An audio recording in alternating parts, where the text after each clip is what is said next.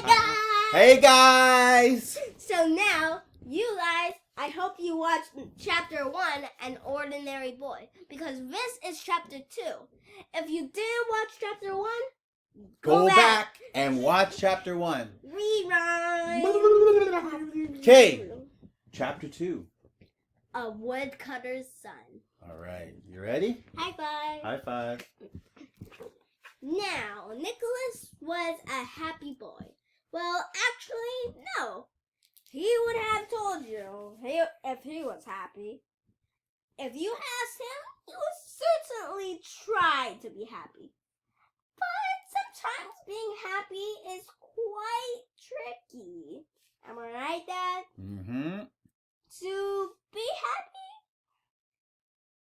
High five.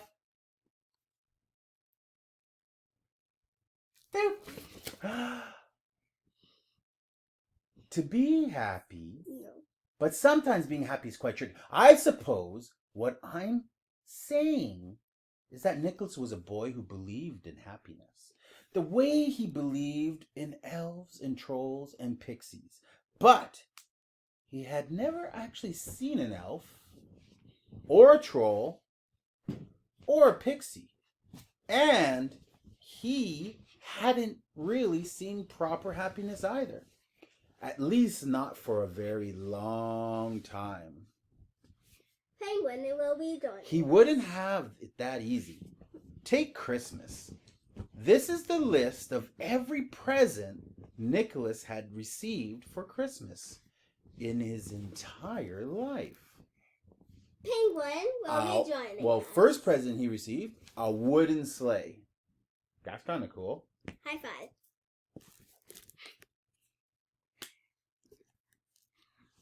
And 2, a doll carved out of a turnip.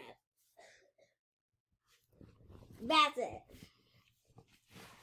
The truth is that Nicholas' life was hard, but he made the best out of it. He had no brothers or sisters to play with, and the nearest town, Christie Nan Cowpunky, was a long way away. Christy Nan Cowpunky? It took even longer to get it than it did to pronounce. And anyways, there wasn't much to do in Christie Nan Cowpunky, except to go to church or look in the window of the toy shop. Papa, look, a wooden reindeer. Nicholas would grasp as he pressed his nose against the glass of that toy shop. High five!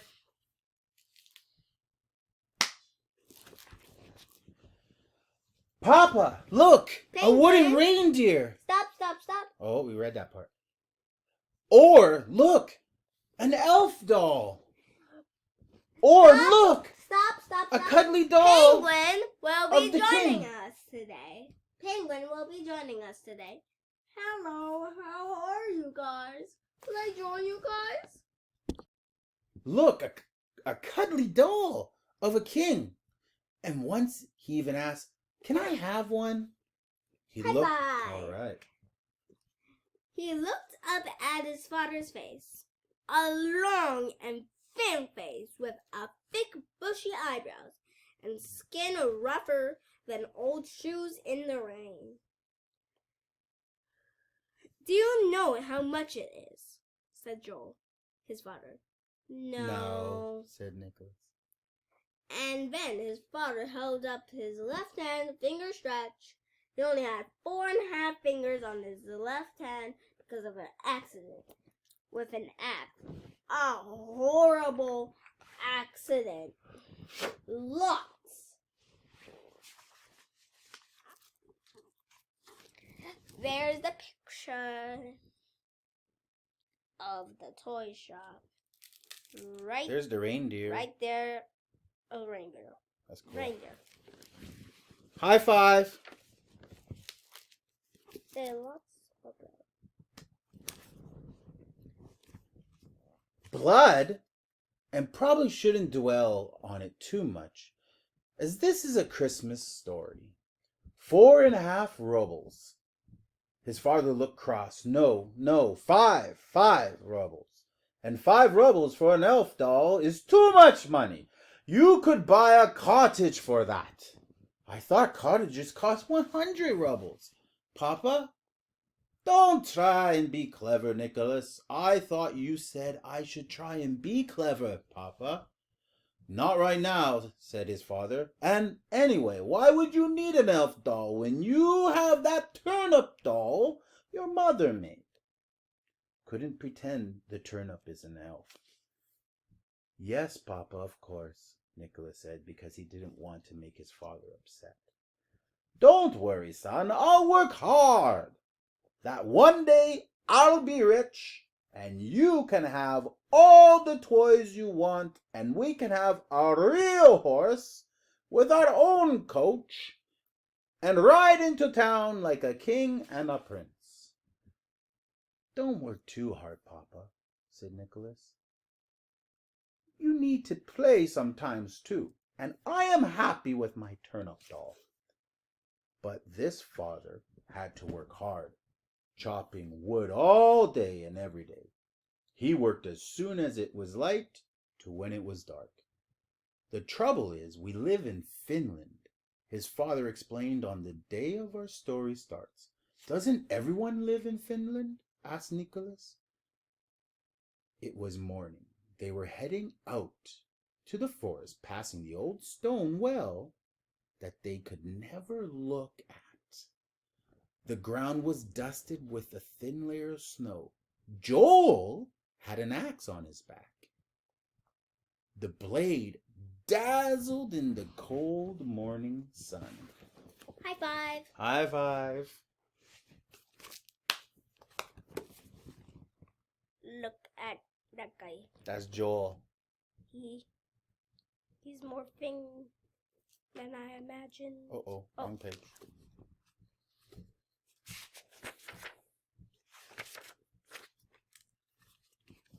He's more thin than I imagined. I thought he'd be more muscular. Yeah.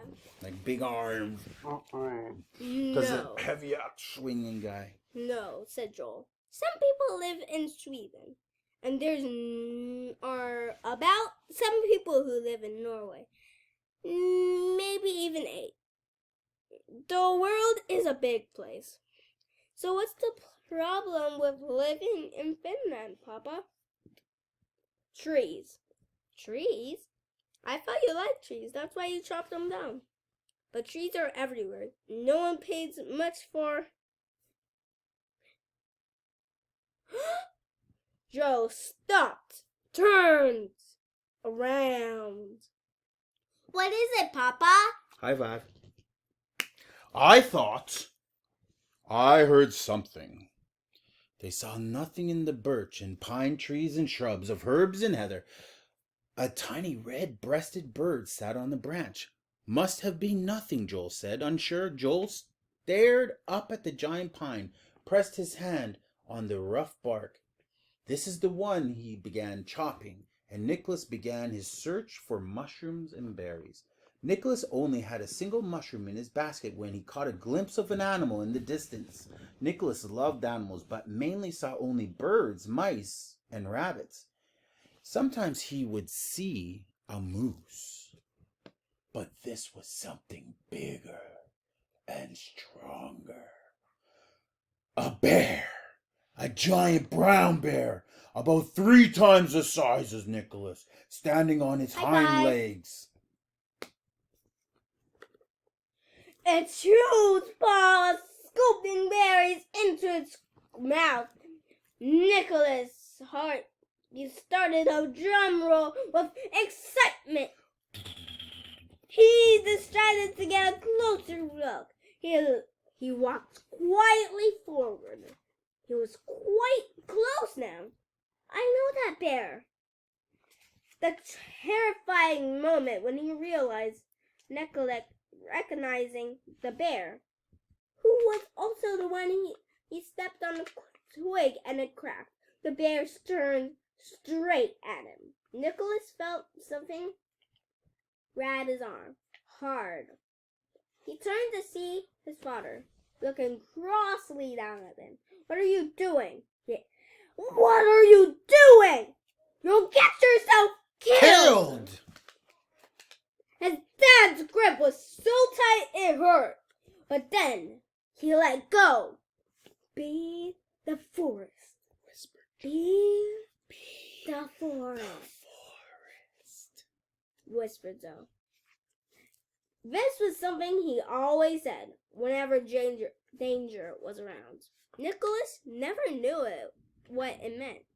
He just stayed still. Be the forest. It was too late. Nicholas remembered when he was 6 years old with his mother, his jolly singing rosy-cheeked mother. They had been going to set some water. Oh, here's what the bear looks like. Kind of looks like your penguin. Wait, show the penguin. He is Mr. Penguin. Meet Mr. Penguin. He's tall like Mr. High five. Some water from the well when they'd seen the exact same bear. His mother had told Nicholas to run back to the cottage, and Nicholas had run. She hadn't. Nicholas watched his father hold his axe with a stronger grip, but he saw his father's hands trembling. He pulled Nicholas back behind him in case the bear charged. "Run," his father said. "Now I'm staying with you." It was unclear if the bear was going to chase them. It probably wasn't. It was probably too old and tired. But it did roar at them. Then right at that moment, there was a whistling sound. Nicholas felt something brush against his ear like a fast feather. A moment later, a gray feather arrow pierced the tree beside the bear. Like that. The bear went down on all fours and sloped away. Nicholas and Joel looked behind them, trying to see who had fired the arrow, but there was nothing but pine trees. "It must be the hunter," said Joel. A week before, they had found an injured moose with the same gray feathered arrow sticking out of it. Nicholas had made his father help the poor creature. He'd watched him gather snow and press it around the wound before pulling the arrow out.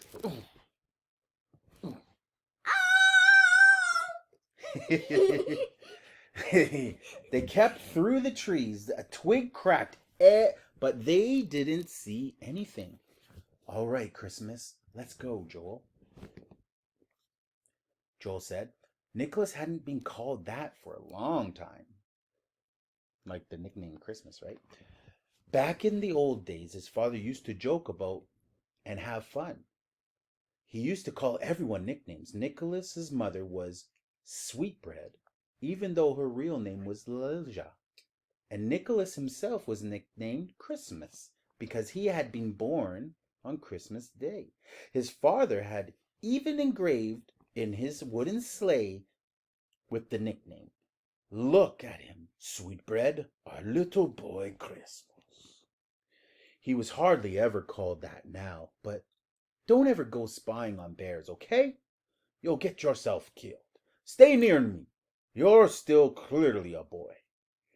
A little later, after Joel had been chopping for an hour, he sat down on the tree stump. "I could help you," offered Nicholas. His father held up the left hand. "This is what happens when 11-year-olds use axes." "What the heck?" So Nicholas just kept his eyes to the ground, looking for mushrooms, and wondered. I thought he wandered. And wondered if being 11 years old was ever going to be any fun. There's a sleigh with Christmas carved in the back. Isn't that cool? That's cool. Wow. High five. All right. Okay, so what did you think about that chapter? It was so fun. I have a question. Yeah. Why was the father trembling? He was scared of that bear. Definitely, he was scared of that bear. That scare bear Why? freaked him out. Because a bear is gigantic. When it stands on its hind legs, it's 7 feet tall, even bigger. 9 feet tall. You know that bear that's at... A polar bear is bigger. Yeah. Like, you know that carved bear at Manning Park? When we go to Penticton, we stop at that one place, and there's that big wooden carved bear that's so big. No. It's realistic. It's huge. No. Now, who is Joel? Is that like his friend or his cousin or his brother? No, Joel's his father. Joel's his father's name? The father's name. Joel? Yeah. Oh. I was confused on that. I was like, Joel? What's Joel? Wait. There's a place where he says... Who's Nicholas? Just joking. Santa Claus. It's Christmas. Where is the part that says the father's name was Joel? Well, it did say Joel is his dad, but he kind of refers to his Papa. Papa is Joel, and Joel is Papa. That town, Christy Nakaupunky. Christy Nakaupunky. Why did they make it such a long word? But they actually made it so that they had phonics, so you actually could read it, break it down. Christy Cowpunky. Christy Kaupunky. No. Christy Nan Kaupunky. Christy Nan Cowpunky. Yes. All right, so they're through the woods. They've got their mushroom soup. Christy Nan Cowpunky. They've got their... Oh, yeah, I have one question. Why didn't they look down the well? The stone well? Because they said that, which they never look at. But why? They just kept kind of walking past it. Is it scary down there? It's probably a reason. Wait. That's maybe where the mother died when they were going to get water. You think so? Wait. I don't know. Wait. Is the mom dead? No, she's not From dead. the well. Yeah, but she's not dead. Drawing, seeing, really, mother. They had been going to get some water from the well. When they seen, I think that's the place maybe that's where they saw where the they bear. seen the bear. That's right. All right, that's the end of chapter number 2. We'll see you guys In the next chapter.